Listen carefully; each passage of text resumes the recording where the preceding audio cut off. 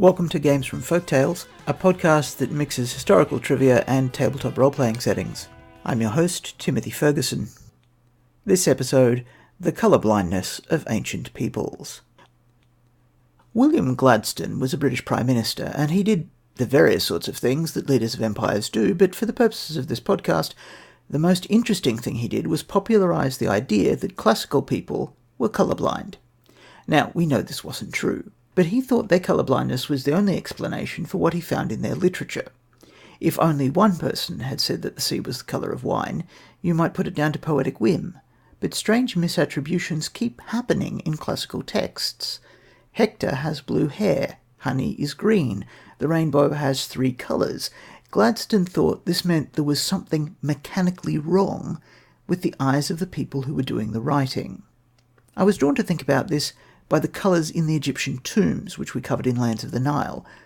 I wonder, did their Deco-inspiring use of bright primaries occur in our fantasy world because they literally couldn't see tones?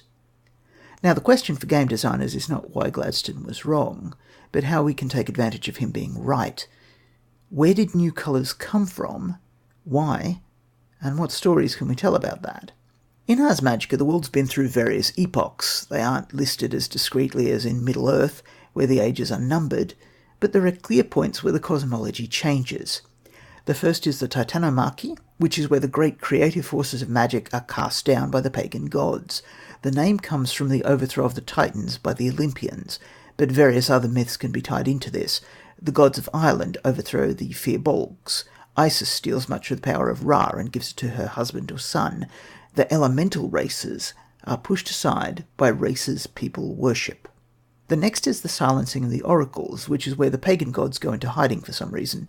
Later Christian writers claimed it was because Jesus was coming, but pick your own motivation here. In the Ars Magica setting, the ancestors of the player characters, the founders of the current magical tradition, also did things which might define an epoch. One lost his powers in a secret ritual to make the new tradition the dominant one. Another moved the axis around which the tides of magic in the world wash. A side effect of this was that ghosts changed colour. The Romans described their ghosts as being black. In medieval Europe, they're white. One of these changes may have added colour to the world. Perhaps moving the axis magica had another effect, though. Maybe it made the world more magical. The game mechanics in Ars Magica have a casting bonus of 0 in natural environments, with bonuses ranging up to 10 points for being near the lair of a magical beast, in a place where magic has been practiced, and so on. When a character goes into a place with a higher score, colours are brighter, sounds are clearer, flavours are sharper. The effect becomes more intense as the magical nature of the place increases, such that the only magi who regularly go into the magical realm, which has a score of 10, train themselves to not be interested in ephemeral worldly sensations to avoid being overwhelmed. We think that the score of 0, no bonus, is the natural background of the world. But what if in ancient times the background score was a negative number? That would make the world less vivid. There would be fewer colours and they would blend more, so a rainbow with just 3 shades might be possible. Similarly, the tiny accidental magics, which allow potential apprentices to be detected, would occur less often, and so they'd be detected less, and this would explain why the current age of magic goes from a handful of powerful wizards to many dozens required to wage a continent-wide war within the space of a couple of generations. New magi are suddenly easier to find and easier to train. In the basic Ars Magica setting, we tend to think of the changes of epochs in terms of the change of dominant realm. Magic was dominant, then fairy, now divine, and in the future either infernal or divine, depending on how you see the apocalypses playing out. In older editions, reason was to be the next dominant realm, and some of us have played with all kinds of odd new dominants. In one of my settings, the next stage is a sort of steam-powered renaissance. What if there are smaller subdivisions which don't change the dominant realm, but just change the background number from magic from 0? This makes the Norse guys trying to awake the primordial giants a bit less of a world-destroying problem. It also gives the player characters a saga goal which doesn't break the world. They could change the underlying ease of magic. So if the characters fulfill their saga arc, maybe the background number of magic might move up to, say, 1.